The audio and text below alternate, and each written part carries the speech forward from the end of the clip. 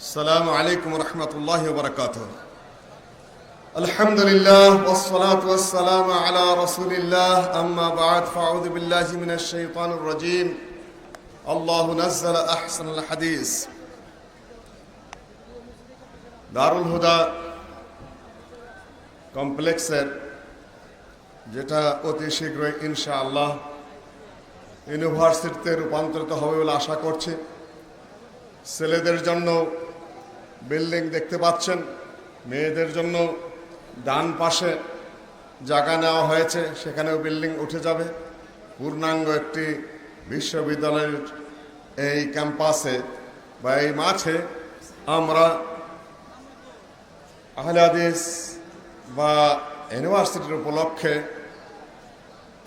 মহাসম্মেলনের আহ্বানে উপস্থিত হয়েছে।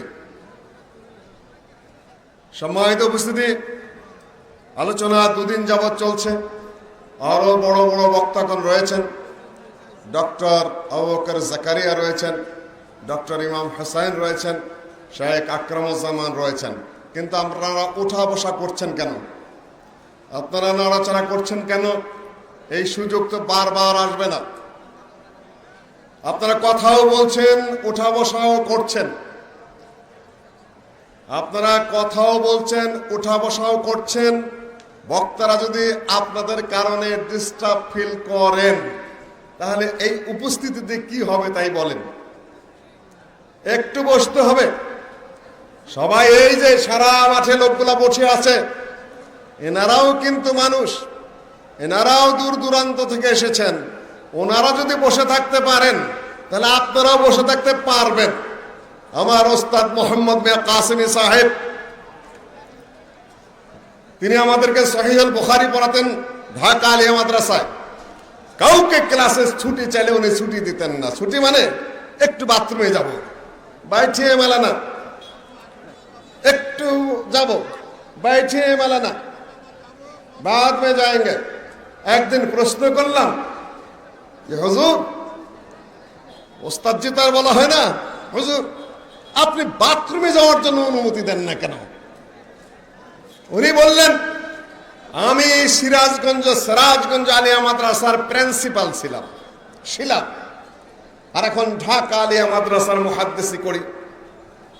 আমি সিরাজগঞ্জ আলিয়া মাদ্রাসার পড়ায় 1.5 যুগ, প্রিন্সিপালের যুগেও আমি কোনো ছাত্রকে পেশাব করার অনুমতি দেই নেই, পায়খানা করার অনুমতি দেই নেই।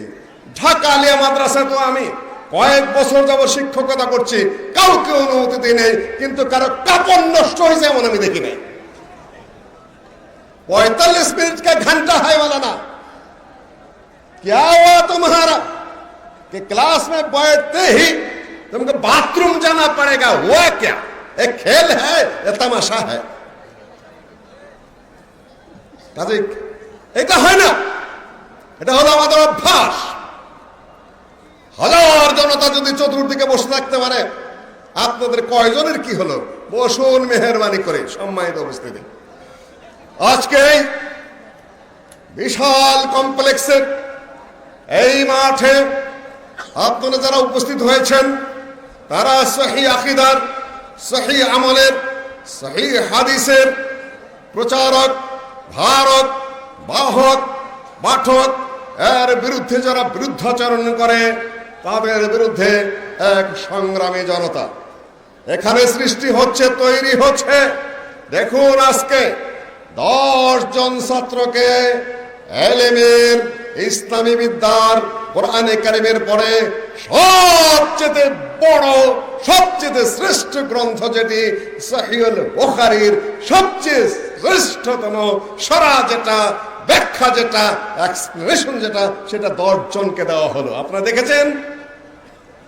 বুঝেন নাই কিছুই, তাই না? খালি বসে আছেন। আমাদের যুগে এই কিতাব ছিল না, বরঞ্চ ডক্টর আব্দুল্লাহ জাহাঙ্গীরের বক্তব্য দেখেছেন যে মসলিউদ্দিন ভাই যখন পীর সাহেবের সাথে মেয়ে বিয়ে করলাম, উনি সমালোচনা করলেন। উনি উল্লেখ করেছেন যে মসলিউদ্দিন ভাইয়ের দাদা দিল্লি থেকে ফতুল বাড়ি নিয়ে এসেছিলেন সহিহুল বুখারী, সেটা উনি নিয়ে স্টাডি করেছেন। তার বক্তব্যে বলেছেন কিতাব ছিল না সেই যুগে। আর এখন তাদের হাতে আমরা সহিহুল বুখারীর ব্যাখ্যা গ্রন্থ তুলে দিলাম। ইমাম শাওকানিকে প্রশ্ন করা হয়েছিল যে আপনি তো এত কিতাবপত্র লিখলেন, তাফসির ফাতুল কাদের লিখলেন, তার দুরার বাহিয়া লিখলেন, তারপরে বদরুত তালে লিখলেন, ও ডজনে ডজনে বই লিখেছেন, সহিহুল বুখারীর একটি ব্যাখ্যা কেন লিখছেন না? উনি বললেন, লা হিজরাতা বাদাল ফাতহ, ফাতহে মক্কার পরে যেরকম হিজরতের আর কোনো মূল্য নেই, ঠিক সেরকম ফাথুল বারি লেখার পরে সহিহুল বুখারীর আর কোনো ব্যাখ্যা লেখার প্রয়োজন নেই। যদি কেউ লিখতে যায় সেটা হবে চর্বিত চর্ব। আল্লাহ যেন এই ছাত্রদেরকে সহিহুল বুখারীর এই ব্যাখ্যা এবং ফাথুল বারি বোঝার তৌফিক দান করেন। সেজন্য বহুত লেখাপড়া করতে হবে। দুপুরে সামান্য আলোচনা করেছি সহিহুল বুখারীর খতমের অনুষ্ঠানে, যদিও ওই যোগ্যতা আমার নেই। আমরা এই সৈয়দ নজির হোসেনও নই, আমরা শামসুল হক আজিমাবাদীও নই, আমরা আব্দুর রহমান মোবারকপুরিও নই, আমরা আব্দুল্লাহ এলাহাবাদীও নই, আমরা ওই কি করা কয় আব্দুল মান্নান ওজিরাবাদীও নই, এমনকি আমাদের দেশের আহমদুল্লাহ রহমানের দুইজন ছিলেন তাদের মতো নয়, হাবিবুল্লাহ খান রহমানিও নই, কিছুই নই। আমরা শুধু দাঁড়িয়ে দাঁড়িয়ে কিছু কথাবার্তা বলি, কিছু ইশারা ইঙ্গিত দেই। যে সকল আলেমকে আমরা দেখেছি তারা আজকে বেঁচে নাই বলেই আমরা এই মাঠে বক্তব্য দিচ্ছি। সহজ কথা, এরা যদি একবার দাঁড়িয়ে যায়, পড়াশোনা করে লেখাপড়া করে সমাজ যদি ছড়ে যায়, ইনশাআল্লাহ তারা এই সমাজকে তৌহিদের পথে, সুন্নতের পথে, কোরআনের পথে, হাদিসের পথে, ইলমের পথে, নীতির পথে, আদর্শের পথে তারা সমাজে নেতৃত্ব দিবে। যারা কোরআন হাদিস জানে তারা এই সমাজকে পরিচালনা করে। ওইদিকে আমি আর আলোচনা নিয়ে যাচ্ছি না। সম্মানিত উপস্থিতি, এক যুগ সন্ধিক্ষণে উপস্থিত হয়ে আমরা এই বিশাল সম্মেলনে উপস্থিত হয়েছি। আহলুল হাদিস নাম এ নিয়ে মেলা কথাবার্তা শুরু হয়েছে। কেউ কেউ বলছেন আহলুল হাদিস হলো শুধু মুহাদ্দিসগণ, সাধারণ পাবলিক আবার আহলুল হাদিস হয় কিভাবে? প্রশ্নটা বুঝতে পেরেছেন আপনারা? আহলুল হাদিস হলো মুহাদ্দিসদের নাম, যারা সহিহুল বুখারী, সহিহ মুসলিম, সুনান আবু দাউদ, সুনান নাসাই, জামি তিরমিজি, সুনান ইবনে মাজাহ ইত্যাদি পড়তে পারে, বুঝতে পারে এবং সেভাবে আলোচনা করতে পারে, তারাই আহলুল হাদিস। সাধারণ পাবলিক আবার আহলুল হাদিস হয় কিভাবে? প্রশ্ন বুঝেছেন আপনারা? এই ভ্রান্তির সৃষ্টি করেছেন। আমি বলি যে ভাই হানাফির দাবি করছেন, শাফির দাবি করছেন, হাম্বলির দাবি করছেন, মালিকের দাবি করছেন, তিনি কি মালিকি মাযহাবের ফিকহ বোঝেন? হানাফি মাযহাবের ফিকহ বোঝেন? যে হাইলা চাষে হাল বাচ্ছে হানাফি মাযহাবের, যে জাইলা জাল বাইতেছে হানাফি মাযহাবের, সে ইমাম আবু হানিফার ফিকহের কিতাব পড়তে পারে না, বুঝতে পারে? তাহলে সে হানাফি হলো কিভাবে? হানাফি হবে পড়াশোনা না জেনে। আর আহলুল হাদিস আল্লাহর নবীর হাদিসকে ফলো করে মুহাদ্দিস না হলে সে আহলুল হাদিস হতে পারবে না। চমৎকার আপনারা এক গুজব রটিয়ে দিয়েছেন। আপনারা আলেমরাই বা হাদিস হেদায়ের কতটুকু বুঝেন? আপনাদের আলেমরাই কতটুকু দুররুল মুখতার বুঝেন, রাদ্দুল মুখতার বুঝেন? কতটুকুই বা আপনারা ইমাম আবু ইউসুফের কিতাব বুঝেন, ইমাম মুহাম্মদের কিতাব বুঝেন? কতটুকুই বা আপনারা তাহাবীর কিতাব বুঝেন? কতটুকুই বা আপনারা আপনাদের যত সব ফিকহের কিতাব আছে এই বাংলাদেশে কয়জন হুজুর সেই কিতাব পড়তে পারেন বলেন? আমাদের সামান্য খবর যা আছে, আপনারা তো বাহাসের নামে খুব লাফালাফি করেন, কিন্তু পড়তে দিলে পড়তে পারবেন? আমার ধারণা যারা লাফালাফি করে শতকরা 90% লোক তাদের নিজেদের কিতাব পড়ার যোগ্যতা রাখে না। পরিষ্কার কথা, কোনো ভয়ের কিছু নেই, কোনো আপত্তির কিছু নেই, কোনো দ্বিধাদ্বন্দ্বের কিছু নেই। আমার ছোট ভাই ওই লুৎফরমান ফরাজি কয়েকদিন খুব কথাবার্তা বলল, 2-1 দিন দেখা সাক্ষাৎ হলো, রাজশাহীতে দেখা হলো, ওই ব্রাহ্মণবাড়ির এক জায়গায় দেখা হলো, যশোরে দেখা হলো। কিছু কথাবার্তা বুঝাতে চেষ্টা করলাম ফাঁক দিয়ে। আমার সাথে যারা গিয়েছিলেন তারা একটু রাগই করলো যে আপনি বাহাস না করলে কোন পথে হাঁটলেন। আমি যে পথে হেঁটেছি সেটা আমি জানি, আশা করি এই পথে স্তব্ধ হয়ে যাবে। অনেকটাই থেমে গেছে, কেননা আপনি বাহাসের বৃষ্টি কিভাবে বাহাস করবেন সেটা আপনাকে বুঝতে হবে। বাহাস কিভাবে থামাবেন? ডক্টর আব্দুল্লাহ ফারুক সাহেব বলে গেলেন, জমিয়তের প্রেসিডেন্ট সাহেব, বাহাসের একটা গ্রুপ করতে হবে। বাহাসের গ্রুপ করে আপনি কি করবেন? মেধা লাগবে, প্রতিভা লাগবে, চিন্তা লাগবে, চেতনা লাগবে। ওই বুদ্ধি সহজে কারো থাকে না, ওটা 2-4 জন হয়। শেখ আব্দুর রউফের ওটা ছিল, সানাউল্লাহ অমৃতসরী সাহেবের ছিল, এবং আবু তাহের বর্ধমানী সাহেবের ছিল। তাদের মধ্যে আল্লাহ বাহাসের বুদ্ধি দিয়ে দিয়েছিলেন ওইভাবে। বাহাস শুরু হয়ে গেল কাদিয়ানীদের সাথে। কাদিয়ানীদের সাথে লম্বা বাহাস শুরু হয়ে গেল। কেউ তাদের সাথে বাহাসে পারে না। সানাউল্লাহ অমৃতসরী সাহেব, অল ইন্ডিয়া আহলে হাদিস কনফারেন্সের যিনি সেক্রেটারি জেনারেল, তিনি বাহাসে এসেছিলেন। আসার পরে বলতেছে যে আপনি যে নবী, তার প্রমাণ কি? যে প্রমাণ সোজা কোরআন। ইয়াতি মিন বাদি ইসমুহু আহমদ, আমার পরে একজন নবী আসবেন, তার নাম হবে আহমদ। আমার নাম আহমদ, সুতরাং আমি সেই আখেরি নবী। সানাউল্লাহ অমৃতসরী সাহেব বললেন, আপনার নাম তো আহমদ না, আপনার নাম তো গোলাম আহমদ, আহমদের গোলাম। উনি বললেন যে আমার নামের আগে থেকে গোলামটা বাদ দিন, তাহলে কি থাকবে? যে আহমদ। যে আমার নাম কি? যে আপনার নাম সানাউল্লাহ। যে সানাউল্লাহ সানা বাদ দিলে কি থাকবে? যে আল্লাহ থাকবে। আমি আল্লাহ হয়ে বলতেছি, তোমার আমি নবুয়তি দিইনি।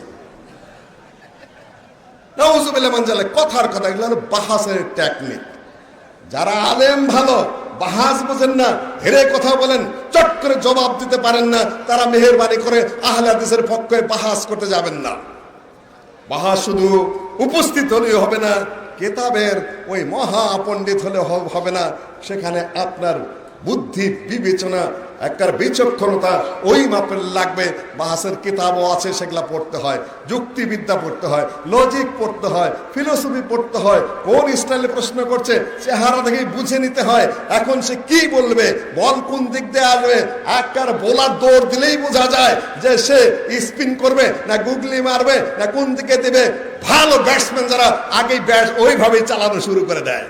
দুইজনের খেলা চলে, আপনার চেহারা দেখেই বুঝে নিতে হবে ও আক্রমণটা কোন থেকে কোন ভাবে করছে। আপনাকে ওইভাবে ব্যাট চালাতে হবে।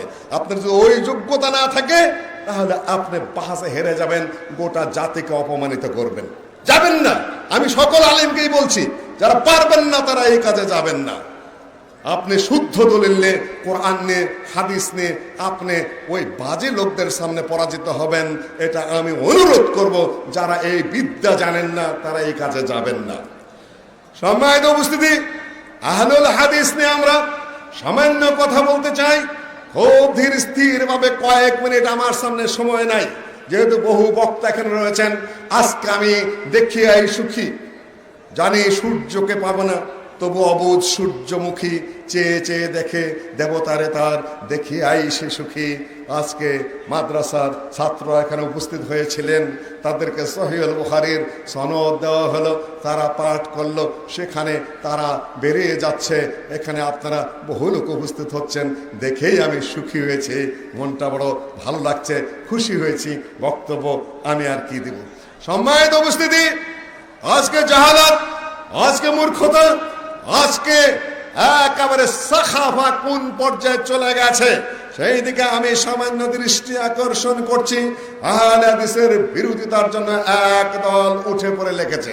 আমার বন্ধু প্রফেসর ডক্টর আব্দুল্লাহ ফারুক সাহেব এই দিকে কিছু ইশারা ইঙ্গিত করেছেন। আমি দুই একটা প্রসঙ্গ টেনে আমার বক্তব্য শেষ করব। যখন আমরা আহলুল হাদিস বলি, যখন আমরা বলি হানাফি, যখন আমরা বলি শাফি, যখন আমরা বলি মালিকি, যখন আমরা বলি হাম্বলি, তখন কার নামটা মুখে আসে, মনে আসে বলেন তো? কার নাম মাথায় আসে? হানাফি বললে কার নাম? আবু হানিফা। মালিকি বললে কার নাম? ইমাম মালিক। শাফি বললে কার নাম? ইমাম শাফি। হাম্বলি বললে কার নাম? ইমাম শাফি। আর যখন বলে আহলুল হাদিস, তখন কার হাদিসের কথা মাথায় আসে? ইমাম ইবনে কাসির বলেছেন যে তাফসিরে বলেছেন হাদা আকবারু শারাফিল লিআসহাবিল হাদিস লিআন্না ইমামাহুম আন-নাবিয়্যু মুহাম্মাদুন সাল্লাল্লাহু আলাইহি সাল্লাম। আহলুল হাদিসদের সবচেয়ে বড় কৃতিত্ব, সবচেয়ে বড় সম্মানের বিষয় হলো তাদের একজনই নেতা, তাদের একজনই আমির, তাদের একজনই ইমাম, তিনি হলেন নবী মুহাম্মদ সাল্লাল্লাহু আলাইহি সাল্লাম। আমরা অন্য ইমামদেরকে সম্মান করি, কিন্তু তাদের মাযহাব মানতে হবে এটা আমরা বিশ্বাস করি না, এটা আমরা মানিও না। কিন্তু যারা বললেন যে কোথাকার ইমাম আবু হানিফা, ওই ধরনের কথা বলতে হবে না, হেদায়েত নিয়ে ওইভাবে কটাক্ষ করতে হবে না। যদিও কটাক্ষ এই জন্য করতে হবে না যে কি জানেও না, না না ওইভাবে কথা বলতে হবে না। আপনি মান নিয়ে, ইজ্জত নিয়ে, আপনার অবস্থান নিয়ে কথাবার্তা বলেন। যখন আপনারা এইভাবে কথা বলেন তখন সমস্যা হয়ে যায়। সম্মানিত উপস্থিতি, তারা তাদের বিদ্যা নিয়ে, তাদের ইলম নিয়ে কাজ করেছেন। ইমাম আবু হানিফা রাহিমাহুল্লাহকে তুলতে তুলতে, উঠাইতে উঠাইতে, তার ফজিলত বয়ান করতে করতে, তার মাযহাব মানতে হবে এটা বুঝাইতে গিয়া অনেক ফজিলত তারা সৃষ্টি করলেন। এমনকি বলে দিলেন যে ইমাম আবু হানিফা রাহিমাহুল্লাহ এতই ফজিলতপূর্ণ ছিলেন যে 40 বছর এশা ওজুদে ফজরের সালাত আদায় করেছেন। আল্লাহ বলেন কুমিল লাইলা ইল্লা কালিলা নিসফাহু ওয়া বিনকুস মিনহু কালিলা আও জিদ আলাইহি ওয়া রাত্তিলিল কুরআনা তারতিলা। তুমি রাত্রে জাগো, অর্ধেকে জাগো, 3 ভাগের 1 ভাগ শেষ দিকে জাগো, ইত্যাদি ইত্যাদি। ঘুমাও, জাগো। এক ব্যক্তি এসে আল্লাহর নবীর ঘরের পাশে বসছিলেন যে আনা আকুমু ওয়ালা আনাম, আমি সারা রাত জাগবো আর ঘুমাবো না। আল্লাহ নবী শুনে এসে বললেন আনতুমুল্লাযিনা কুলতুম কাদা ওয়া কাদা, তোমরা কি এই সকল কথা বলেছিলে? শোনো, আমি নবী মুহাম্মদ রাত্রে জাগি এবং ঘুমায়ও, আমি সারা রাত জাগি না। সহিহুল বুখারীতে হাদিস এসেছে আল্লাহ নবী যখন রাত্রিতে জাগতেন তখন মেসওয়াক করতেন এবং ওযু করতেন। এখন কোরআন মানবেন না আল্লাহ নবীর হাদিস মানবেন, না ইমাম আবু হানিফার নামে ওই ভুয়া কিসসা কাহিনী বলবেন? ইমাম আবু হানিফার কি স্ত্রী ছিল না? তার বাচ্চা ছিল না? রাত্রে কোনোদিন গোসল করতে হয় নাই, তাহলে বাচ্চা আসলো কোথা থেকে? সম্মানিত উপস্থিতি, আরো বলছেন ইমাম আবু হানিফা রাহিমাহুল্লাহর ফজিলত। তিনি যখন মদিনায় গেলেন আল্লাহ নবীর সম্মান রক্ষার্থে তিনি কয়েকদিন ব্যাপী পেশাব এবং পায়খানা করেন নাই। ফজিলত। সম্মানিত উপস্থিতি, ইহতিকান, মুদাফাতুল আখবাসান, পেশাব এবং পায়খানা ঠেকিয়ে রাখা জায়েজ না নাজায়েজ? সালাত প্রত্যেক মাযহাবে মাকরুহ হবে এবং কেউ কেউ বলেছেন সালাত হবেই না। এতটা দিন, 7 দিন, 10 দিন, 14 দিন যদি একজন যার ন্যূনতম জ্ঞান আছে, একজন জাহেল বেউকুব পেশাব পায়খানা আটকায় রাখবে না। এটা অসুস্থ করে দেয় মানুষকে। বুঝিয়ে দিলেন এইটাই হলো ইমাম সাহেবের অনেক বড় ফজিলত। হজে যাওয়ার সময় আয়েশা রাদিয়াল্লাহু তাআলা হায়েজ এসে গেল, ঋতু এসে গেল। এখন উনি কি করবেন? নারীদের হজে গেলে তাদের ঋতু আসা জায়েজ কি না জায়েজ? জায়েজ কি না জায়েজ? ঠেকাবেন কি দিয়ে আপনি? এখন আপনি যদি বলেন পেশাব পায়খানা আটকানো খুব ফজিলত, তাহলে মহিলাদেরও আটকায় রাখতে হবে। ফাউল টপকানো করেন হুজুর, বেওকুফ হুজুর। সম্মানিত উপস্থিতি, হজে বেরিয়েছেন, রাস্তার মধ্যেই আসমা রাদিয়াল্লাহু তাআলা আনহার বাচ্চা প্রসব হয়ে গেল, নেফাস হয়ে গেল। এখন ইনি হজ করবেন কি করবেন না? আল্লাহ নবী বলেন হজ করতে হবে তোমাকে। আল্লাহ নবী, আমি দীর্ঘ সময় বলছি না কথাবার্তা আপনাদেরকে, এই সকল জাল কথা ফাউল টক করতে করতে আমাদের হুজুরদের এলেমের নূর উঠে গেছে। সেদিন এক বন্ধু বললেন, ডক্টর সাহেব শুধু ইশারা দিয়ে গেছেন, আমি একটু প্র্যাকটিক্যালি 2-4টা উদাহরণ দিয়ে বলি। আহলে হাদিসের পিছনে সালাত হয় কি হয় না? আপনাদের ধারণা কি? হয়। মক্কায় যারা ইমামতি করেন তাদের পিছনে সালাত হয় কি হয় না? মদিনায় যারা ইমামতি করেন তাদের পিছনে সালাত হয় কি হয় না? হয়। হয় না। সালাত হয় কাদের পিছনে?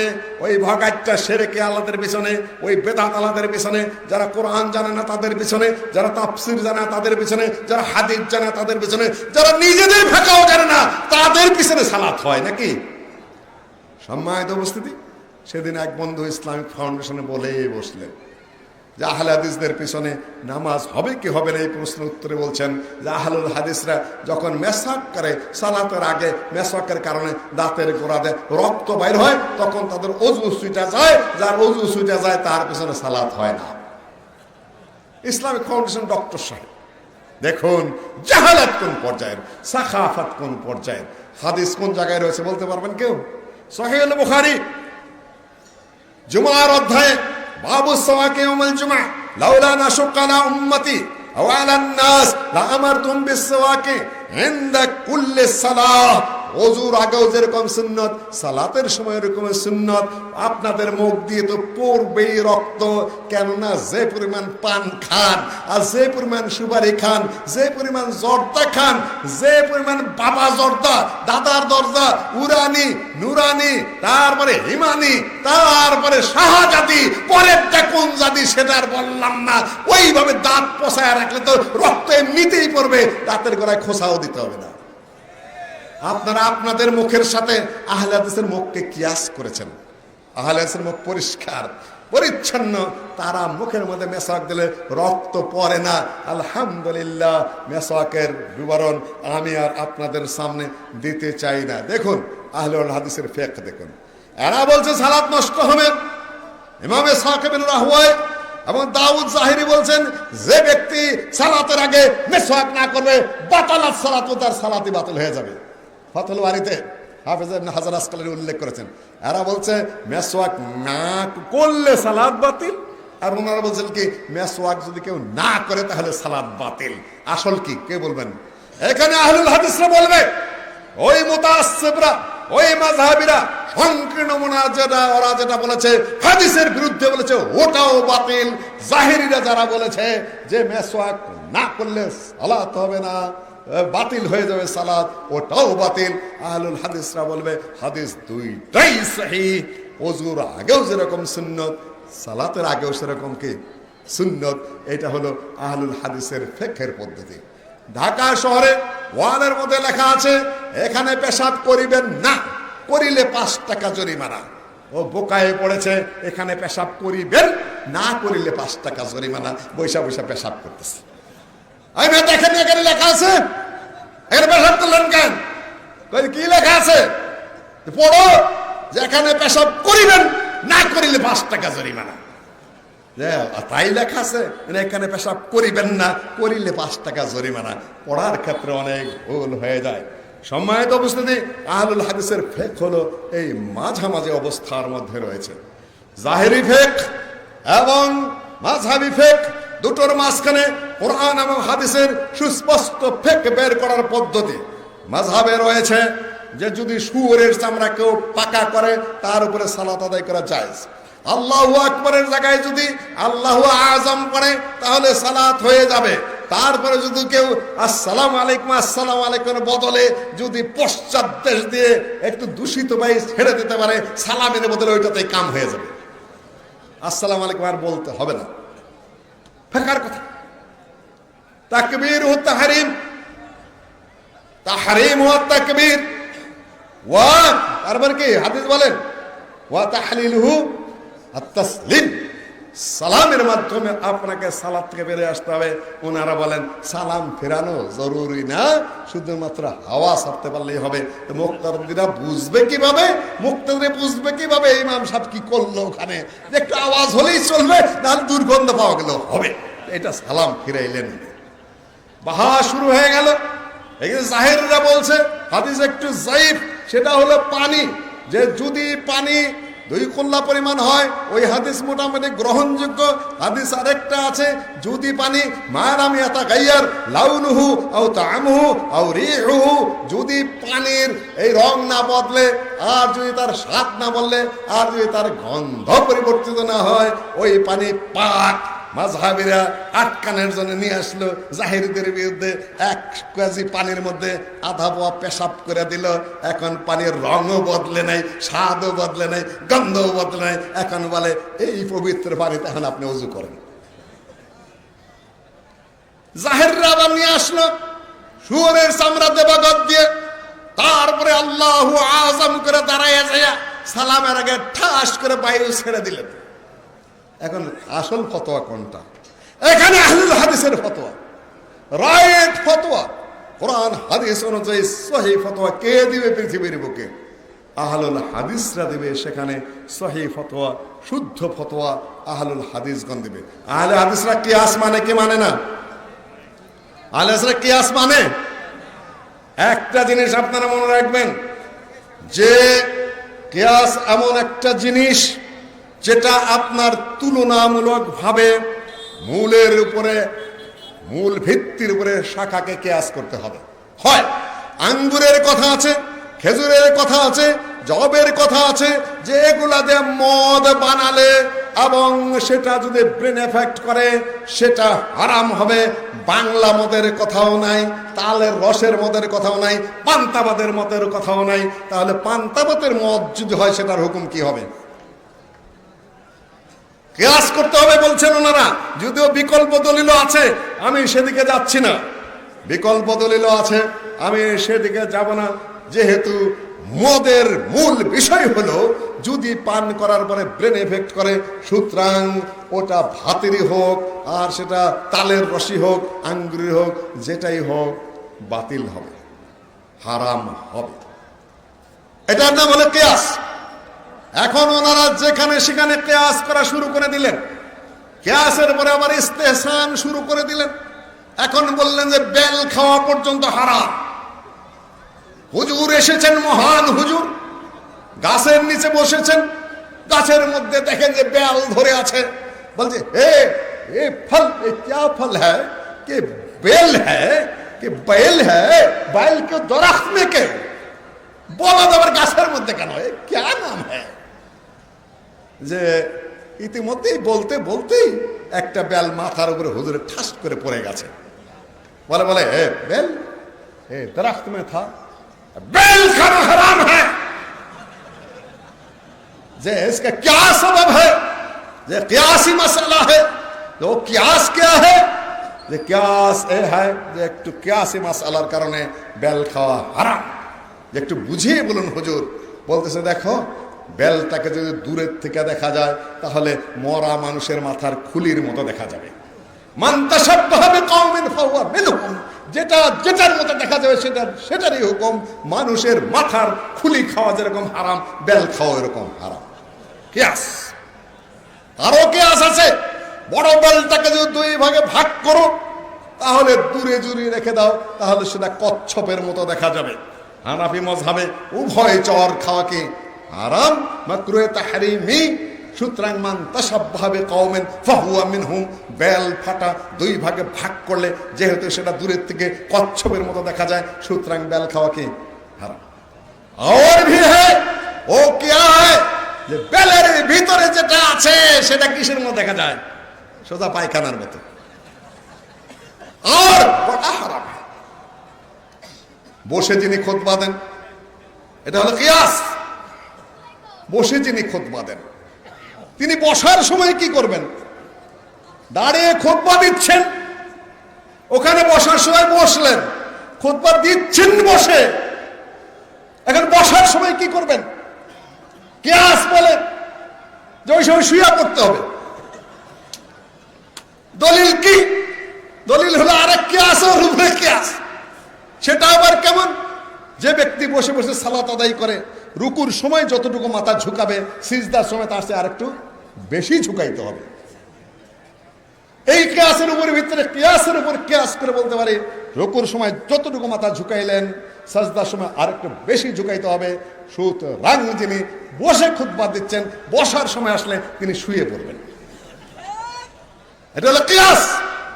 যে শুইবেন তখন কোন দিকে শুবেন, যে এটার কিয়াসে কোলাবেন, এর নাম ইস্তেহসান। আরো সূক্ষ্ম মধ্যে যেতে হবে। ইস্তেহসানের তারিফ আমি আর করলাম না। মানে ইস্তাহসানা ফাকাদ ইবতাদা, মানে ইস্তাহসানা ফাকাদ শারা। ইমাম শাফি বলেছেন, ইমাম আহমদ বিন হাম্বল বলেছেন, যারা কিয়াসের উপর দিয়ে আবার ইস্তেহসানে যায় সে একটা নতুন শরীয়ত বানালো, সে বেদাত করলো। কোন দিকে শুবেন? যদি মাথা পশ্চিম দিক দিয়ে শোন, পা যাবে মুক্তাদির দিকে, ভালো দেখা যায় না। মাথা যদি মুক্তাদির দিকে দেন তাহলে পা যাবে কেবলার দিকে, এটাও ভালো দেখা যায় না। দক্ষিণ দিকে শোয়ার কোনো এক্সপ্রেশন পাওয়া যাচ্ছে না, তাহলে মাইয়াতের উপরে কেয়াস করতে হবে। মোর্চা যেহেতু উত্তর দিকে মাথা দেওয়া শোয়ায়, তাকে যে ব্যক্তি বসে খুতবা দেয় বসার সময় তিনি উত্তর দিকে মাথা দেওয়া শোবেন। এটা না হলে ইস্তেহসান। সম্মানিত উপস্থিতি, আমি আপনাদের সামনে বলতে চাই যে মাসআলার ক্ষেত্রে আরেক বন্ধুরা বলছেন যে আহলে হাদিসের পিছনে সালাত হয় না, এটা নাকি এই কিতাবের মধ্যে আছে। আল্লামা ফিরিঙ্গি মুহাল্লি তিনি নাকি তার মাজমুয়ে ফতোয়ার মধ্যে লিখেছেন, তার নাম আমি বললাম না, বড় জুব্বা টুব্বা পরে মাথার মধ্যে পাগড়ি টাগড়ি আছে ভালোই। উনি বলতে চান যে এই কিতাবের মধ্যে নাকি 15টা 20টা অজুহাত লেখা আছে আহলে হাদিসের পিছনে কেন সালাত হয় না। আমি বলি, এ ছেলে, এই দেখো মাজমুয়ে ফতোয়া, এটার বয়স 122 বছর, লখনৌ থেকে প্রিন্ট। তুমি এটার থেকে এক লাইন লেখো যে আহলে হাদিসের পিছনে সালাত হয় না। আব্দুল হাই ফিরিঙ্গি মুহাল্লি তার মাজমুয়ে ফতোয়ার মধ্যে লিখেছেন, তুমি এখান থেকে বের করো। মিথ্যা কথা বলো, বাজে কথা বলো, মানুষকে তোমরা নাচাও, ফাউল টক করে মিথ্যা কথা বলে। আর মিথ্যা কথা তোমার মতো ছোকরারা নতুন শুরু করে নেই, মিথ্যা কথা তোমাদের ইমাম সাহেবরাও বলে এসেছেন। নাম আমি বললাম না। ওই সময় দুপুরে একটু আলোচনার দিকে গিয়েছিলাম, ইমাম বুখারীকে কেন বুখারার থেকে বের করে দেওয়া হয়েছিল আপনারা কাহিনী জানেন? ওই সময় আমি বলতে পারিনি। বুখারার শাসনকর্তা, খারতাঙ্গের শাসনকর্তা, বুখারার শাসনকর্তা, বিভিন্ন নামের কথা আছে। তিনি বললেন, হে ইমাম সাহেব মুহাম্মদ বিন ইসমাইল, আপনি আপনার সহিহুল বুখারী আর ইতিহাস লিখেছেন, এই দুইটা নিয়ে একটু আমার বাড়িতে এসে আমাকে এবং আমার পুত্রদ্বয়কে আপনি পড়িয়ে যান। ইমাম বুখারী বললেন, আল ইলমু লা ইয়াজুর বাল ইউজারু ইলাই।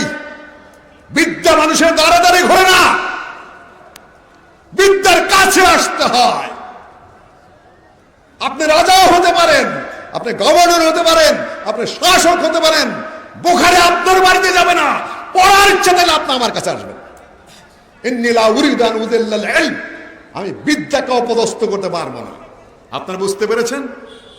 আলেমদের ইজ্জত বোধ থাকতে হয়, সম্মান বোধ থাকতে হয়, মান থাকতে হয়। ইমাম বুখারী বহুত না খেয়েও থেকেছেন, যদিও অনেক ধনী মানুষ ছিলেন, কিন্তু কখনো নিজেকে ছোট করেন নাই, খাটো করেন নাই। যত বেশি খাইতে যাবেন, যত বেশি ভোগ বিলাসিতা করতে যাবেন, যত বেশি বেশি বেশি করতে যাবেন, ততই বড় লোকের চামচা হতে হবে, ততই বড় লোকের গোলাম হতে হবে, ততই আপনি দিন বিক্রি করবেন, ততই আপনাকে তামাশাবাজ হতে হবে। এটা মনে রাখবেন। এলেমের নেয়ামত যিনি পেয়েছেন, বিদ্যার নেয়ামত যিনি পেয়েছেন, তিনি কারো তোয়াক্কা করে চলেন না। তিনি না খেয়ে থাকেন, উপোস পারেন, ভিসিরা কাপড়ে থাকেন, ভাঙা ঘরে থাকেন, তিনি বিদ্যাকে অপমান করেন না। ইমাম বুখারী বলে দিলেন, আল ইলমু লা ইয়াজুর বাল ইউজারু ইলাই। বিদ্যা মানুষের দ্বারে দ্বারে ঘোরে না, এলেম মানুষের দরজায় গিয়ে ভিক্ষা মাঙ্গে না। বিদ্যার জন্য আপনাকে আসতে হবে আমার কাছে। এই ছিল কাহিনী। তিনি খেপে গেলেন, খেপে গিয়ে বললেন, আরো বলে দিলেন ইমাম বুখারী, আপনি চাইলে যেহেতু আপনি শাসক, আপনি আমাকে বের করে দিতে পারেন, আমি বের হয়ে যেতে পারি। তিনি হুলিয়া জারি করে দিলেন। ইমাম বুখারী তখন মাথায় পাগড়ি বেঁধে নিলেন। মাথায় পাগড়ি বেঁধে নিয়ে বললেন, মা দাখালতু খুরাসান, আশরানুল ইমাম জুহালির সাথে এটা কথা, ওইটাখানে আমি যাচ্ছি না। এটা বুখারার শাসনকর্তার সাথে তিনি দাড়ি নিজের ধরলেন, তারপরে বললেন, উফাউযিদু আমরি ইলাল্লাহ, আমি আল্লাহর কাছেই আমার বিষয়টা ছেড়ে দিলাম। কাদ দাকা আলাইয়াল আরদু বিমা রাহবাত, আমি যেখানেই যাচ্ছি পৃথিবী সংকুচিত হয়ে আসছে। আমি খোরাসানে নিশাপুরে যাই, সেখানে বিরোধিতা হয়, সকল জায়গায় যাই, সেখানে আলেম ওলামারা আমার বিরোধিতা করে, আমার শাসকেরা আমার বিরুদ্ধে ক্ষিপ্ত হয়ে গেছে। হে আল্লাহ, আমার দাকাত আলাইয়াল আরদু বিমা রাহবাত ফাকবিদনি ইলাই, আল্লাহ তুমি এখন আমাকে তোমার দরবারে ফিরিয়ে নিয়ে যাও, আমি আর এই পৃথিবীতে বাঁচার ইচ্ছা আমার আর নেই। এই বলে তিনি পাগড়ি বেঁধে নিলেন। পাগড়ি বেঁধে নেওয়ার পরে তার সঙ্গীকে বললেন, যে চলো আমরা একটু অন্যদিকে চলে যাই, বিভিন্ন জায়গার নাম আছে, কয়েক কদম গিয়ে ইমাম বুখারী রাহিমাহুল্লাহ রাস্তার মধ্যে ইন্তেকাল করলেন। ইন্তেকালের সময় বলে গেলেন, কাফফিনুনি আলা সালাসাতি আসওয়াব, জেনে দেখো আমাকে 3 কাপড় দিয়ে দাফন করবে। মিন দুনি ইমামা ওয়ালা কামিজ, আমার কাফনের মধ্যে যেন জামা না থাকে এবং পাগড়ি না থাকে। কার কথা? আজকাল জানাজা হয়, কাফন হয়, কাফনের মধ্যে কি থাকে? জামাও থাকে, পাগড়িও থাকে।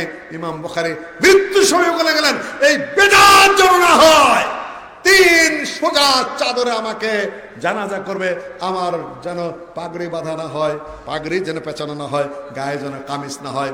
এইভাবে ইমাম বুখারীকে তার এলাকা থেকে বিতাড়িত করে দেওয়া হয়েছিল। আর এই হুজুররা কি বলেন জানেন? আল মানারের সরার মধ্যে নাম বলতেছেন সেই আল্লামা মুজতাহিদের, চিনে ফেলবেন আপনারা।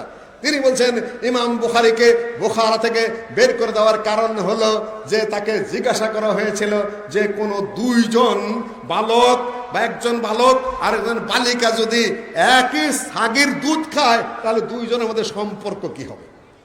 ইমাম বুখারী বলে দিলেন যে 2 জনের মধ্যে রেজাত সাবিত হয়ে যাবে, 2 জনের মধ্যে দুধ বাইবন সাবিত হয়ে যাবে, 2 জনের মধ্যে বিয়ে চলবে না। এই বেওকুফের মতো ফতোয়া দেওয়ার কারণে ইমাম বুখারীকে বের করে দেওয়া হয়েছিল বুখারা থেকে। আপনারা কি মনে করেন, সত্য কথা না মিথ্যা কথা? এরকম একটা কথা ইমাম বুখারী তো দুরস্থান, কোন পাগলেও বলবে না।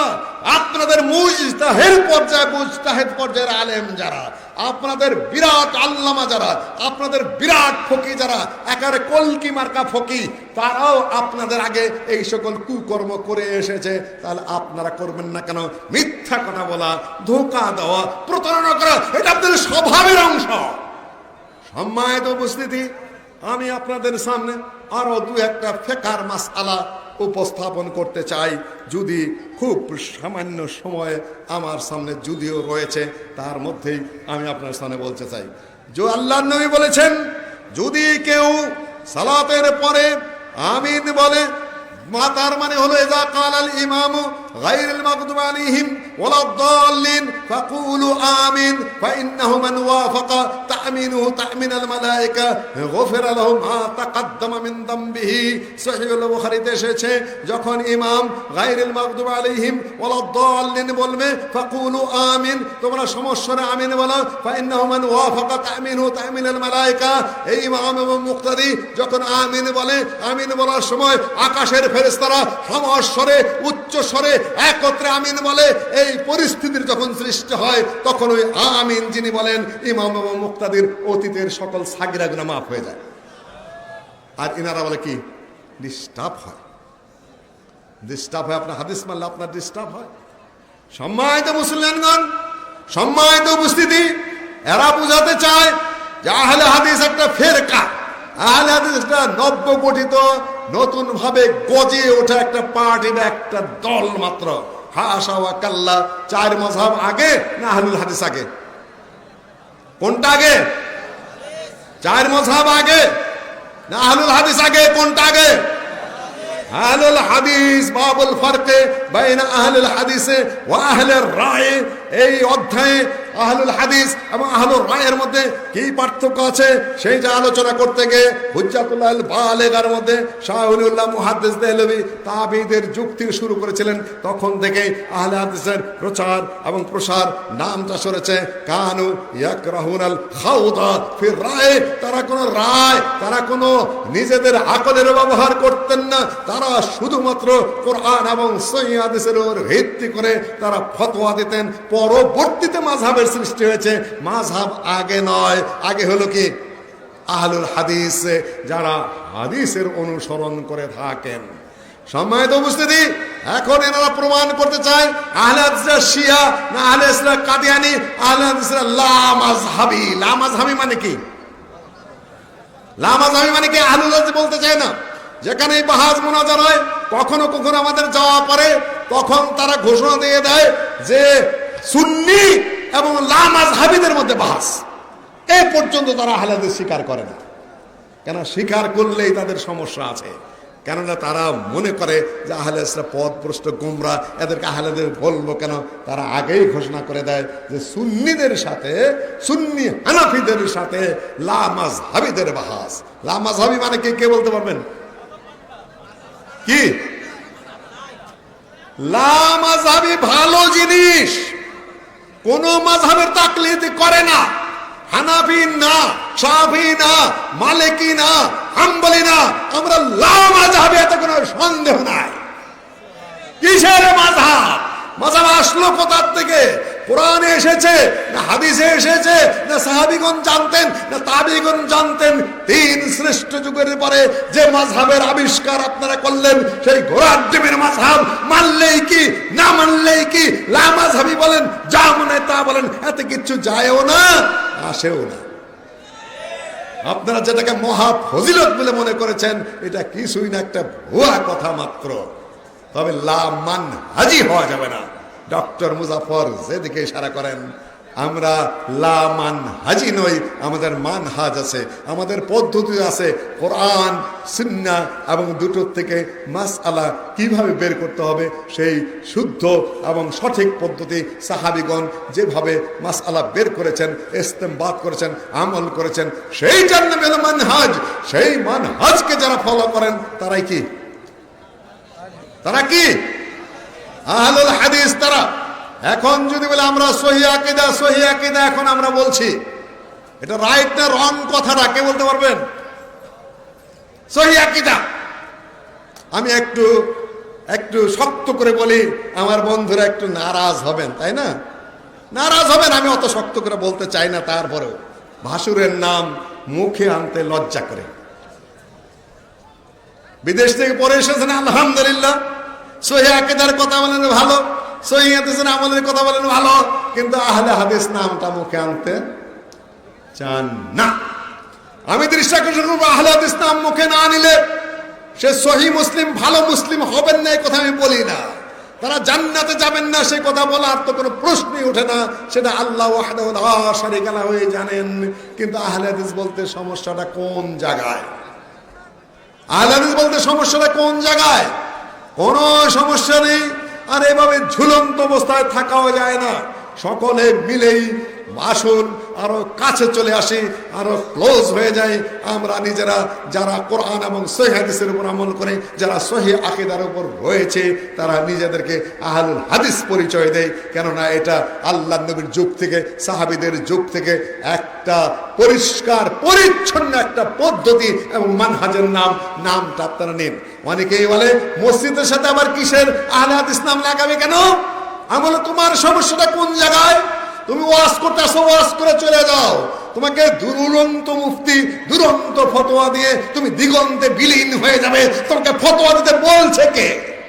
তুমি আসছো ওয়াজ করতে, ওয়াজ করে চলে যাও। ভাই, আমার সমাজে মসজিদের মধ্যে আহলে হাদিস লাগাবে না কি লাগাবে সেটা আমার বিষয়, তোমার গাত্র দাহ কেন? সম্মানিত উপস্থিতি, ভুয়া কথা, ফাউল টক দিয়ে আমাদেরকে সলিম বুঝ দিতে চায়। যখন মামলা শুরু হয়ে যায়, বহু মুসলিম মসজিদ হাত ছাড়া হয়ে গেছে। কেন? দলিলের মধ্যে আহলে হাদিস লেখা নাই।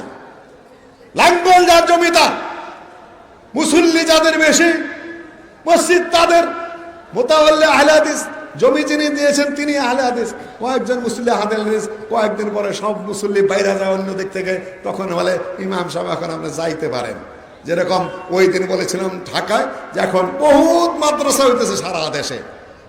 সারা দেশে বহুত মাদ্রাসা, লোক নাই, ছাত্র নাই, সমাজের লোক নাই, কে বা কারা এই মাদ্রাসা করাইতেছে তা আমি জানি না।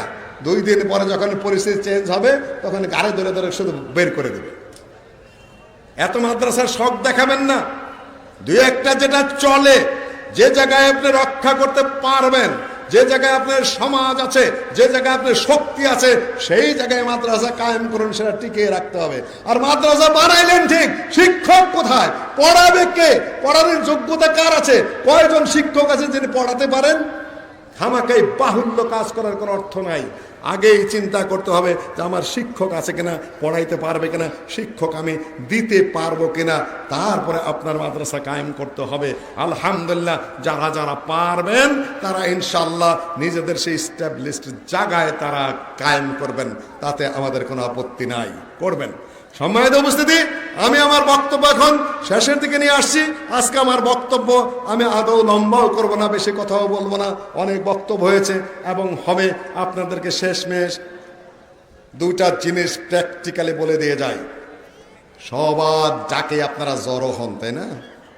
আহলে হাদিস ভক্তি আছে, শ্রদ্ধা আছে, আমিও না করি না, কিন্তু বোকা হওয়া যাবে না, বেওকুফ হওয়া যাবে না, নাদান হওয়া যাবে না, জাহেল হওয়া যাবে না। আপনি উপস্থিত হন কিন্তু পীর মুরিদি করবেন না, আপনি উপস্থিত হন পরিবারতন্ত্র কায়েম করবেন না, আপনি উপস্থিত হন কিন্তু ইজতিমাকে ইস্তিনজার মাহফিল বানাবেন না। বলবেন যেটা তুমি কি বললে, হ্যাঁ আমরা সাইল উটপুট 2 কান বোচা, চৈত মাসে খেয়েছিলাম পলর খোঁচা, তারপরে উঠেছিলাম বস্যির খোটে, 6 মাস ছিলাম চিলের ঠোঁটে। যে খেয়েছে টিপের গাও বস্যিয়ালা, তারই সাথে টিপটিপা। আমরা বহু কিছু দেখে এসেছি, এই ভারতের ইতিহাস দেখে এসেছি, সৌদি আরবের ইতিহাস দেখে এসেছি, পাকিস্তানের ইতিহাস দেখে এসেছি, আহলের উত্থান পতন দেখেছি। ইতিহাস নিয়ে আলোচনা করার কথা, ইশারা করার কথা আমার ছোট ভাই ডক্টর মুজাফফর বলেছিলেন, আমি আর সেদিকে যাব না। আপনারা মহাসংগ্রামের কথা তোলেন, মহাবিশ্ববিদ্যালয়ের কথা তোলেন, আস্তে আস্তে সেখানে ইস্তিনজা কায়েম করেন, তারপরে পরিবারতন্ত্র, তারপরে পীরতন্ত্র, তারপরে পুরোহিততন্ত্র, তারপরে তন্ত্র কায়েম করেন। আপনারা সেখানে গিয়ে আবার আসর জামান। এই কুসংস্কার একদম প্রত্যাখ্যাত। এটা আহলের নীতি নয়, এটা আহলের নিয়ম নয়, এটা আহলের পদ্ধতি নয়। বেওকুফ হওয়া যাবে না। একটু আগে যেটা বলেছিলেন আমার ভাই প্রফেসর, 1 মিনিটের মধ্যে কথাটা বলে আমি শেষ করে দিচ্ছি। ডক্টর আল্লামা এহসান এলাহি জহিরের কথা।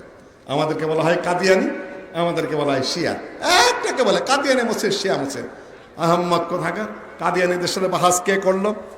এইটার মধ্যে দেখুন সিরাতে সৈয়দ আহমদ কাদিয়ানি বাহাসের ডাক দিল, যে একটা মুবাহালার ডাক দিল, ছোটখাটো মুবাহালা। আমারও কিন্তু কারে কাছে হয়েছে, মাঝে মাঝে ভয় পায় যে কে হারে কে জিতে। এখন সেটা আমি বললাম না, ডক্টর জানে সেটা। নির্জলা মিথ্যার বিরুদ্ধে নাম আমি বলবো না। নির্জলা মিথ্যা, নির্জলা প্রতারণা, নির্জলা ধোকাবাদী, সেই মিথ্যাচারের মুখে বলেছিলাম যে আমি মোবাহেলা করেছি। আপনি এই কথা বলে আমাকে মাঠে নামে এখন আপনি মিথ্যা কথা বলছেন। আমি মোবাহেলা করে গেলাম আপনার সাথে।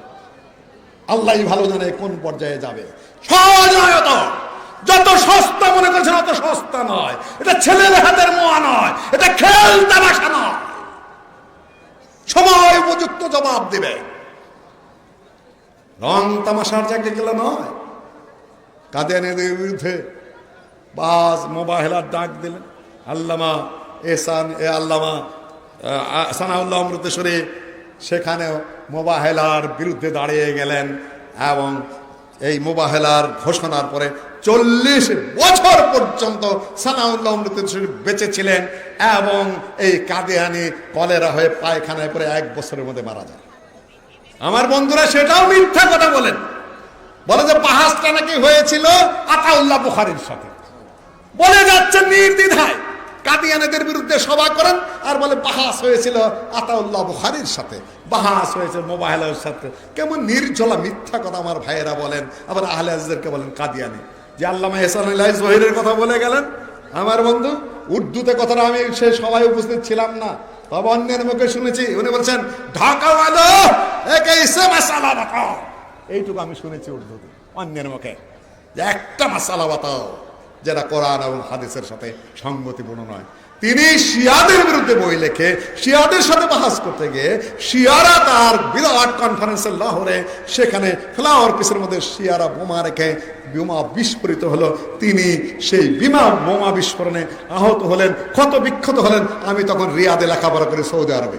বাদশাহ ফাহাদ স্বয়ং স্পেশাল বিমান দিয়ে চিকিৎসার জন্য সৌদি আরবে নিয়ে গেলেন, চিকিৎসা সাকসেসফুল হলো না, তিনি সেখানে মৃত্যুবরণ করলেন। আল্লাহ তার শাহাদত কবুল করুন। আমি সেই জানাজায় উপস্থিত ছিলাম। আমার জানা মতে বিশ্ব মুফতি শেখ বিন বাজ সেই জানাজা পড়েছেন, তার বাবাকেও আমি দেখেছি। আর এই লোকেরাই বলে আহলে হাদিস নাকি শিয়া। কেউ কেউ বলে এরা ইংরেজদের দালাল। ইংরেজদেরকে তালাই লোকেরা, তোমার বাপে না তোমার দাদায়। একটা লোক দেখাও যে তোমরা যুদ্ধ করেছ। এই যে ছেলেটা এত কথা বলে আহলে হাদিসের বিরুদ্ধে, ওর যে পীর সাহেব কেরামত আলী জৌনপুরি সাহেব ইংরেজের খাঁটি দালাল ছিল একেবারে। ইংরেজদের দালালি করেছে সোজা, আর এখন বলে খেলাফত করে আহলে হাদিসের বিরুদ্ধে করে। সময়তে বসতে আলবানিকে বলে যে সে নাকি ইহুদিদের দালাল। তার ভাষার শেষ নেই। সম্মানিত উপস্থিতি, সব মিথ্যা কথা, সবই প্রতারণা, সবই ধোঁকা। ইনশাআল্লাহ এই দেশে সত্যেরই জয় হবে, অসত্যের পরাজয় হবে। কিন্তু আমাদের দাঁড়িয়ে থাকতে হবে, যুবকদের দাঁড়িয়ে থাকতে হবে, তরুণদের দাঁড়িয়ে থাকতে হবে, ছাত্রদের দাঁড়িয়ে থাকতে হবে, দাঁড়িয়ে থাকতে হবে আপনাদের এবং যারা আমাদের কওমের আলেম ওলামা আছে তাদেরকে আপনাদের যোগান দিতে হবে। আমি এটা আরো জোরালো কণ্ঠে বলে যাই, তাদের যাতায়াতের ব্যবস্থা করতে হবে, তাদের যার গাড়ি লাগে আপনাদের গাড়ি দিতে হবে, যার লাইব্রেরি লাগে আপনাকে বইয়ের যোগান দিতে হবে, যার অসুখ বিসুখ আছে আপনাদের সেটা দেখতে হবে। একজন মানুষ লেখাপড়াও করবে, বাহাসও করবে, এলেমের খেদমত করবে, আবার নিজের রুজির চিন্তাও করবে, একসাথে এগুলো হয় না। এগুলো আপনাদের চিন্তা করতে হবে ভালোভাবে। আল্লাহ আপনাদেরকে তৌফিক দান করুন। আমি ধন্যবাদ দিচ্ছি ছোট ভাই ডক্টর মুজাফফরকে, শেখ মুকাররমকে, তাদের বাবা মোহসেন সাহেব আছেন এবং এই মন্ত্রী সাহেবকে, এবং আপনারা যারা এখানে খায়ের খা আছেন তাদেরকে, আলেম ওলামা যারা উপস্থিত তাদেরকে, গোয়েন্দা বিভাগের সদস্যদেরকে এবং প্রশাসনের কর্মকর্তাদেরকে আজকের বক্তব্য আমি এখানেই শেষ করছি। আসসালামু আলাইকুম ওয়া রাহমাতুল্লাহি ওয়া বারাকাতুহু।